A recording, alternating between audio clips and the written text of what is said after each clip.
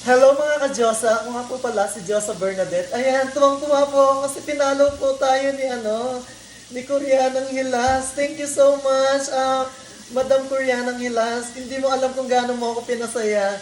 Ito kahit wala akong tulog kasi napuyat ako sa mga kumikemerot dyan, na kumikembot sa aking mga kapamilya. Alam po ninyo, wag po tayong maging bitter. Maging masaya po tayo sa ginagawang tulong ng programa ng Diyos sa Bernadette. Kung hindi man kayo naabutan ng tulong, baka ano po talaga,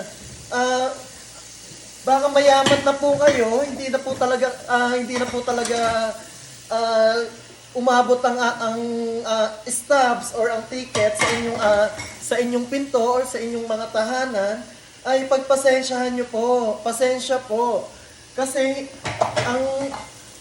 ang aking utos sa ating mabait na mahala diyan sa lugar na 'yan ay ang sabi ko ay ibigay ang mga bigas sa mga taong mahihirap, sa talagang taong nangangailangan po. Yung talagang nagugutom po, yung walang maisaing, walang mai-ano sa kanilang walang maihanda sa kanilang hapagkainan. Yung talaga pong yung mga nangungupahan po, ayan po, yung mga paupahan nyo po, pinapuntahan ko po iyan para mabigyan po ng tulong. Wala pong naging bias or wala pong naging napili or walang kinilingan. Ayun po talaga ang utos ko at ayun po ang nasunod. Na ang utos ko ay bigyan po lahat ng mga mahihirap. Dahil po ang programa ng Diyos sa Bernadette ay para lang po sa mga mahihirap na tao. Alam ko pong malaki ang inyong kakayanan na makabili ng 1 kilong bigas.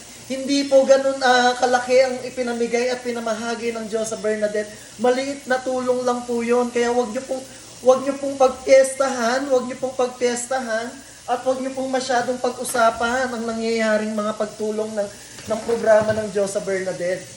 Kasi imbis na makatulong kayo sa akin,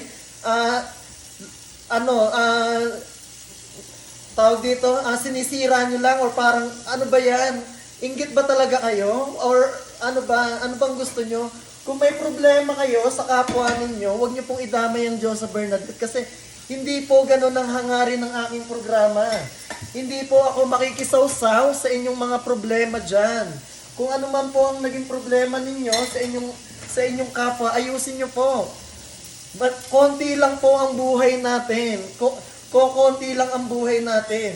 Kaya hindi natin alam kung bukas sa makalipas na ilang araw, pwede na tayong mawala dito sa mundong to. Kaya maging masaya tayo sa biyaya at buhay na meron tayo ngayon.